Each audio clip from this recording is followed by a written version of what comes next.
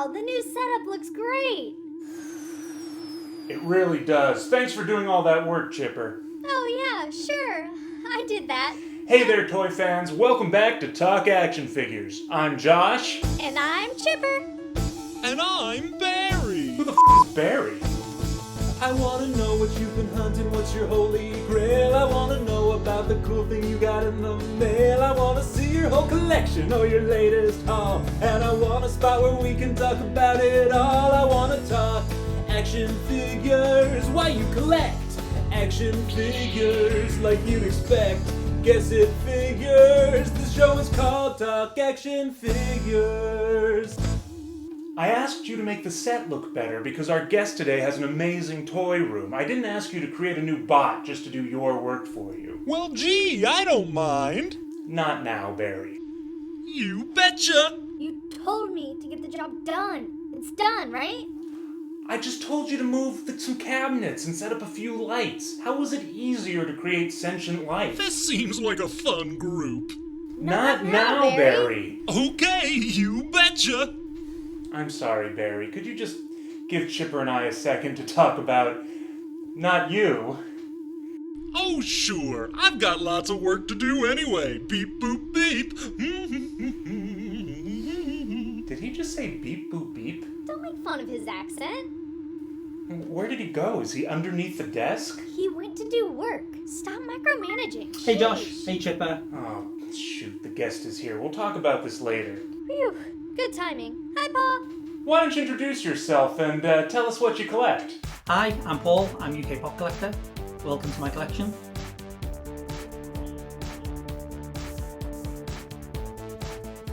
I've been collecting now for about 7 years, and I have a collection that spans both Funko Pops to Neca figures, Mezco figures,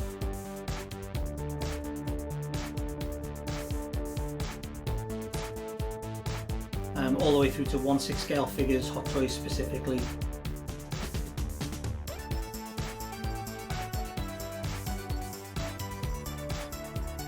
I like props, statues, magazines, apparel, you name it. If it's something that I love, I'll generally collect it. My current count right now is probably about 700 pop vinyls.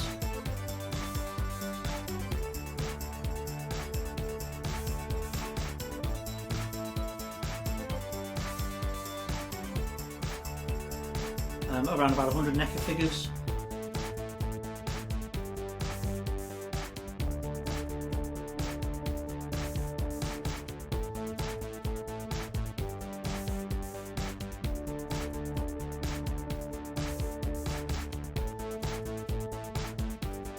$40 to $50 Hot Toys or 1/6 scale figures, and then a whole room of various other items, statues, props, etc.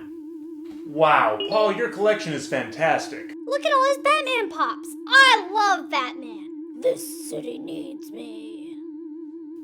You know, you have so many great pops and so much amazing film memorabilia. Barry? Oh, brother. Barry! Leave him alone. Let him work. Hi there, how can I help? Barry, we're, trying to film a show here. You know what, go right ahead, won't bother me at all. Chipper, can you do something about this? Barry, you're doing a great job. Well, gee, thanks. But do you think this is something that maybe you could finish up later? Huh? Someone just seems a bit distracted. Oh, sorry about that, but don't worry, I can take a hint, and damned if I won't have beaver focus from now on. Beep boop, boppity boop. Thank you for your help with that. Gotta admire his work ethic. Paul, would you say you have a favorite project when it comes to your collection? That's a really difficult question. I'm not a big diorama builder. I'm not into kind of big customs or those kind of things. I think for me personally, the biggest project that I've worked on is the actual room itself.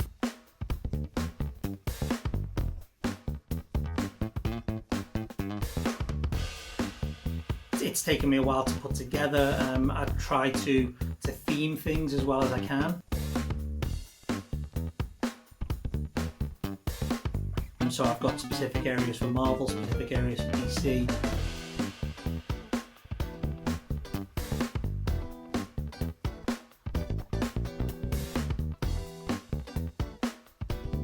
I try to not just throw everything into one area, and I try to kind of have a feel within the different aspects of the room. Specifically within the room, I'm actually quite proud of the display boxes that I've managed to find for my Neca figures. So again, I think with Pops it's quite easy to display because they're relatively generic in shape and size, and you can put the tiered shells on the Pops, and in most cases they look absolutely fine. I think with Neca figures it's very different. The 7-inch figures, they're all very unique, they're very stylized to the character that they're portraying.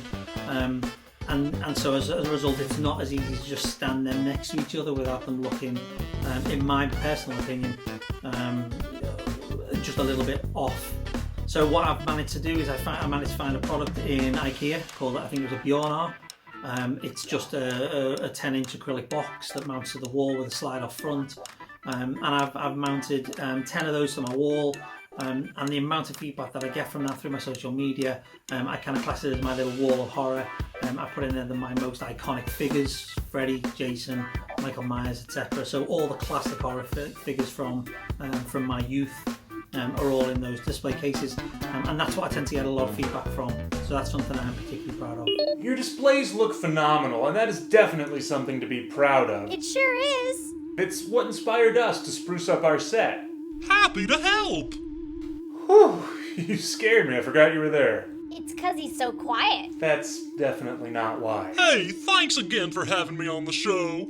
I wouldn't say on, more like interrupting. We should be thanking you, Barry. You made the show look so much better. Didn't you, Josh? Oh, shucks, that's awful nice of you. I just wanted to tell you I'm a big fan of TalkActionFigures. Thanks, Barry. That means a lot. Well, yeah, I just love Chipper. She's so funny. Really spices things up when you get a little dull, Josh. Know what I mean? I know exactly what you mean. We really need to be getting back to the interview. Oh, I love this part. This is where you ask, hey, Paul, what else do you collect? Did I do that right? That's my line. Oh, go ahead, Paul. As well as collecting toys, I like to collect magazines as well. I have years and years worth of Empire magazines as well. I love not just collecting film memorabilia, but reading about films, both past, present, future, etc. I also like props as well, so I have various props within my collection, and I think from my point of view that just helps to add to the theme within the collection. So again, within Marvel I have lots of Marvel Legends series props.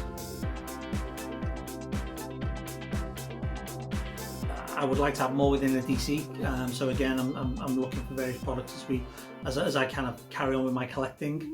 I love the way you have your props incorporated into your displays. It's themed perfectly. As a filmmaker, I'm a huge movie buff myself, Chipper, and... do you think they'll talk about the Pops again? It's hard to say. A lot of times Josh just kind of rambles. I'm sorry, Barry, did you have something you wanted to say about Pops? Oh, I love Pops. Paul has a great collection, but as it happens, I have a bit of a collection myself. Of course you do. That's great. What kind do you collect? Oh, just anything that strikes my fancy. Would you like to see some of my favorites? Barry, I'm glad you like Pops, but we really have to get back to the show. Yeah, let's see them. All right, my very own guest spot. Beep, beep, beep. No. Well, I really like this Count Dooku Pop. Just something very regal about him. Reminds me of my pops. Wait, so you have a dad? Oh no, he reminds me of my other pops. Oh my gosh. Okay, so you collect Star Wars Pops. That's cool. What's a Star War? Josh, stop interrupting. Just let him share his collection. I can finish the interview. But... Barry, what other Pops do you collect? Well, I really like this silly little fella. Dopey. Oh, no, he's just a little silly. Oh, and this King Tut Pop is another great one. Let me guess, you like him because you saw a movie at the Egyptian theater once. No, he's a Batman villain from the Adam West show. I thought this guy liked pop culture. It's embarrassing how little he knows sometimes. Barry, what's your favorite Pop in your collection? Ooh, that's an easy one. That would be this beautiful pop of George Washington crossing the Delaware. Isn't it beautiful? Well, that's really cool. I'm glad you appreciate American history. No, I just really like boats. Look at this little dinghy. My, but she's yar. Okay. Paul, I'm sorry for whatever this was, but what would you say is your favorite item in your collection? With over 1,000 pieces in my collection, it's really, really difficult to pin down one specific item. There are a couple of items that I do love within each of the different elements that I collect. So within my pop collection of around about 700 figures, I particularly love the Peabody and the Sprocket figures. Peabody from Peabody and Sherman, Sprocket from Fraggle Rock, and that's really because of the fact that they remind me so much of my dogs. Within Neca, I particularly like the horror figures as well, with Freddy's, Jason's, Michael Myers, all again iconic classic figures from my youth. And then moving into more the 1/6 scale figures, the recent release of the Toys era Joker, the Joaquin Phoenix Joker, is an absolutely stunning piece. And again, because of the range of posability and the articulation within these figures as well, it's really, it's really possible to have a really standout pose within your cabinets, within your displays. So for me personally, the Toys era Joker, despite it being possibly one of the cheaper figures in my collection, for me it's an absolutely standout piece. Those are very cool. I love NECA. We talk about it a lot on the show. And that Joker piece is... Personally, I found the dog pops to be the most relatable. Same. Paul's dogs are just so cute. You have a dog? No, but I have this Scrappy-Doo pop that reminds me of a dog I saw a picture of once. Okay, that's enough. I'm sorry, Barry, but you have to go. Hey, wait, that's not fair. You can't keep interrupting the show. We have a very special guest. Oh, okay. I understand. I'll just get going then. I hope you enjoy your new lighting setup. I do, thank you, Barry, and Oh, I beep, appreciate boop, that you're bop, boop. understanding. Oh, I get it. He's upset. Ugh, now look what you've done. Barry, wait! Come back! I'm sorry! Sheesh. Paul, what's the showstopper or craziest item in your collection? Craziest item in my collection I would say would be my blue chrome Batman. Now, chrome figures within the Funko community can be a little bit Marmite. You either love them or you hate them. There tends to be no real middle ground. So when Funko announced the chrome release of the Batman figures, me being a huge Batman fan and being a huge Funko fan, it was an absolute must that I had to get them. So I've got a lot of chrome figures. I personally enjoy them. I like them. I don't go for every chrome figure, but the Batman chrome figures specifically I did love. And the blue chrome, when it was originally released, I was lucky enough to get that for retail. However, at some point in my collecting, I ended up moving it on. And then that was probably the only figure in my 6 years of collecting that I've really regretted selling a figure.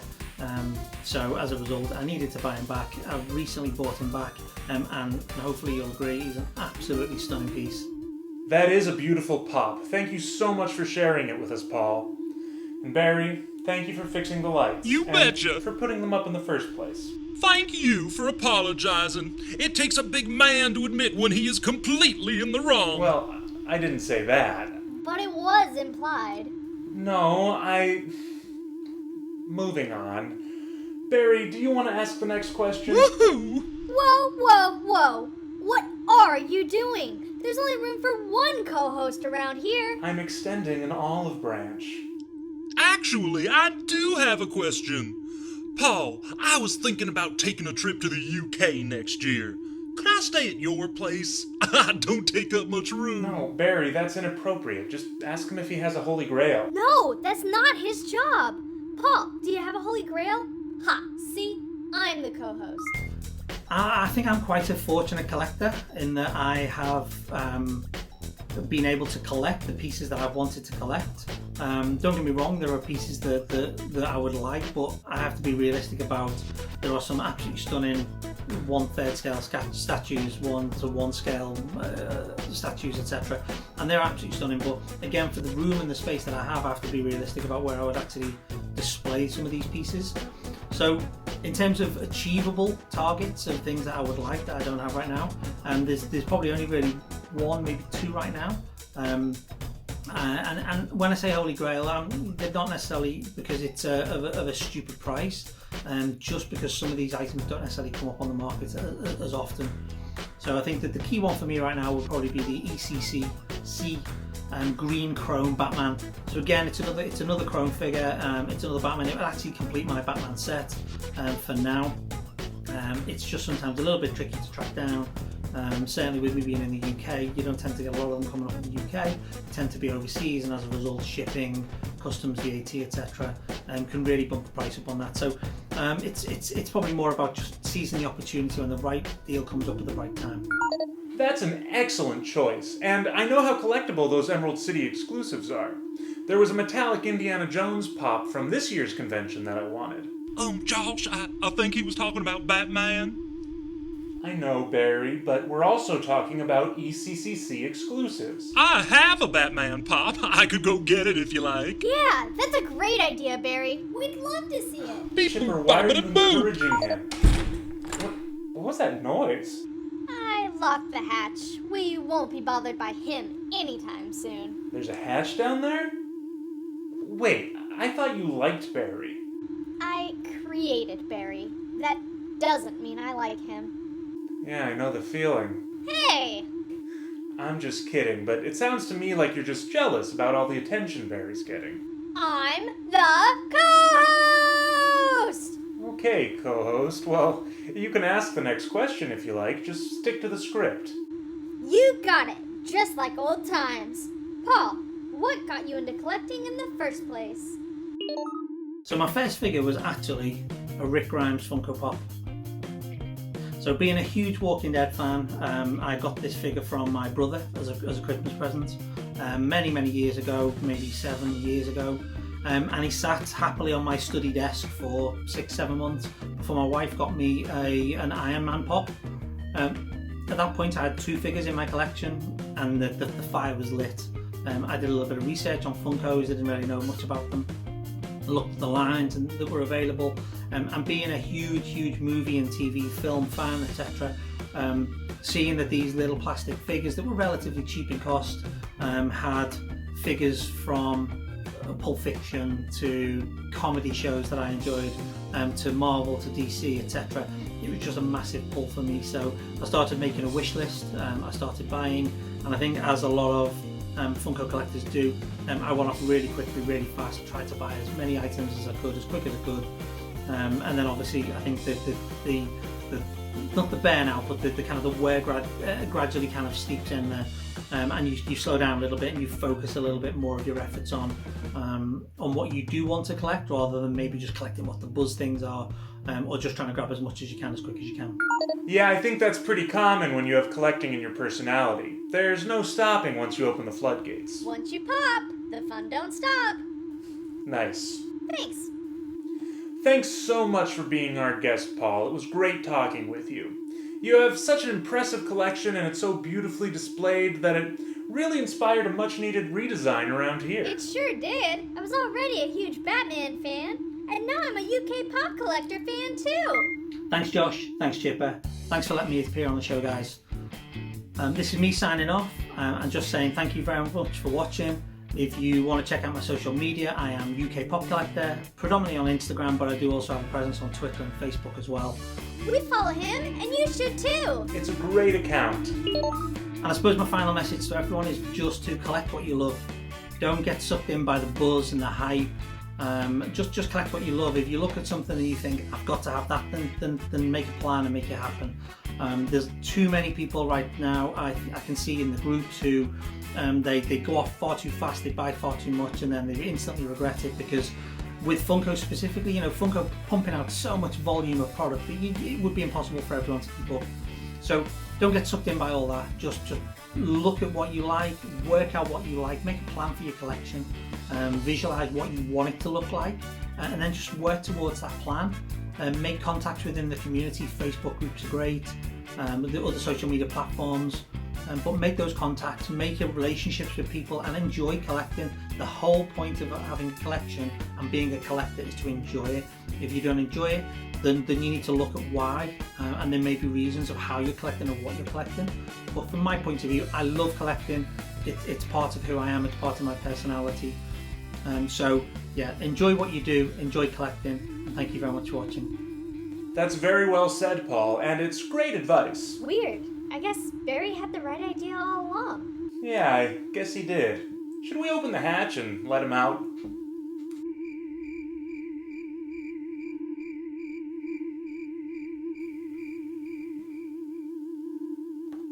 Well, anyway, thanks again for being such a great guest, Paul. And now, on to a segment that we call Collector's Crotch. Nope, we changed the name. Right, Collectin' Crabs. That one sounded wrong too. Well, I don't know what to call it. It's about the small gripes or annoyances that come along with collecting. It's things that make you crotchety or sassy. That's it. We'll call it Collector's Sass. How does this keep happening? What's wrong with Collector's Sass? I like Collector's Sass. It's fine. Collector's Sass. Okay, I tried. Chipper. Well, here's something that comes up often in my Collector's Sass. Repaints and repackages. Sounds real important. Please, tell us more. I will. Now, it seems more and more often these days, companies will re-release collector-grade toys with either updated paint applications or a new package. Looking at you, Star Wars Black Series. Hasbro does do it pretty often with the Star Wars Black Series. In fact, they just announced the final wave of the Empire Strikes Back 40th anniversary line. Ooh, a new line. And the entire wave is comprised of repackaged figures. Oh. But it's a pretty common occurrence with all companies across the board. What a mean trick. And it's not always a bad thing. Wait, it's not? In fact, there have been quite a few times where I was disappointed that I missed out on a Black Series figure, and then I was excited to pick it up when they reissued it. Well, if it's a good thing, why is it all up in your collector sass? Well, as exciting as it might be if you missed out on a figure, it can be just as frustrating if you already have the figure that they're re-releasing. Wait, if you already have it, then why do you care? That figure might have gone up in value because it was hard to find, and now that it's being reissued, it'll lose that value. That's on you for having a toy-heavy portfolio. Or maybe you like the paint job better on the new one, but you're not sure if you should repurchase it when you already have an older version of the figure. Just get it, so no one has to hear you complain about it. What are you supposed to do with the extra one? Put it under the leg of a table that wobbles? Or you could give it a custom paint job, or, I don't know, give it to a kid? Actually, that's not a bad idea. But in addition to repaints, there are also often reissues of figures with no change other than different packaging. So just don't get it then. And this can be frustrating for mint-on-card collectors or completionists who want to collect the whole set but don't want to necessarily have to rebuy several versions of the same figure. Oh, now I see what all the sass is about. But I understand why toy companies do this. They see a figure that's doing well in the secondary market and they want to capitalize on it. Profit margins? Now we're talking. It's much easier for them to re-release a figure that has already been sculpted and tooled than to completely make a new one. Gotta keep costs low. Then they can take the money they make from that figure to increase the longevity of the toy line. This is great stuff. I've got a new company motto for Chipco. Why buy a figure once when you can buy it twice? You're part of the problem. Thanks. The key is balance. Reissues can be great if you missed out on a figure or if the toy just needs an update. The Black Series re-releases Hasbro has been doing with their updated face painting technology have been fantastic. If you say so. But you also don't want to burn out collectors who are waiting on new characters. What do we want? Baby Anakin. When do we want him? Not anytime soon. Hey. Anyways, let us know what you think about re-releases and repaints in the comments below. Are they always a good thing? Sometimes a good thing, or just never a good thing? You already told him the answer. It's sometimes. Well, that's what I think, but how do you feel? This has been Collector's Crotch. Collectin' Crabs. This has been Collector's Sass. Nope, still not there yet. This has been a soon-to-be-renamed segment. And now, for a segment that everyone enjoys, Take Action Figures. Which toy photographer are we highlighting this week? This week we are sharing the awesome photos of JSarts. The unique character portraits that they create with their figures are always filled with personality. Yeah, just like me. And set the perfect mood with lighting and killer backgrounds. Speaking of backgrounds, we asked JSarts about their process and how they got started. Start that slideshow. Hey, don't tell me what to do. No, I was trying to do a thing like an intro. How about a please next time? Chipper, please start the slideshow. It's already started. Come on, ask your questions. How long have you been doing toy photography? I've been doing toy photography since December 2018.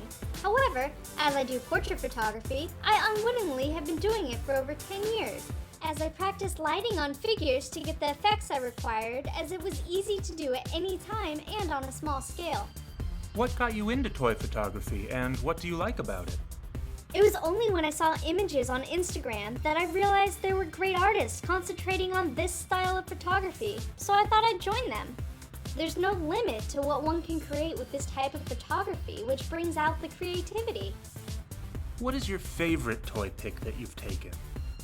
I have many favorite shots, but I think my recent Thanos stands out due to water and fog effects I used, which I was quite pleased with. Thank you, JSarts, for sharing your stunning toy photos with us. If you'd like to check out more of their photography, be sure to click the link to their Instagram in the description below. Well, not right now. Wait until the end of the episode. Well, this is the end of the episode. We'd also like to thank our guest Paul, aka UK Pop Collector. Be sure to check the link to his Instagram as well. You're definitely going to want to follow him on Instagram too. His collection pics are epic. Alright everyone, thanks for watching. Hey guys, I'm ready to show Paul my Batman pop. Barry, the episode is over. Oh man, that dang hatch got stuck. Well, you better go fix it. Oh, I already did. I just took the door straight off. Well, I guess we're stuck with him. I mean, welcome to the show, Barry. Would you like to tell everyone where they can watch our last episode? Ooh, I love this part. If you want to watch Josh and Chipper interview Kyle Snyder about his amazing Ninja Turtle collection, just click right here. I'm not in that one. I'm the co-host. If you want to watch us do a toy review, just click here. Oh, and don't forget to click up here to subscribe. Every time someone subscribes, Funko announces a new pop. I'm the co-host. Well, this should be fun. Thanks for watching. Stay safe out there, and make it a good day.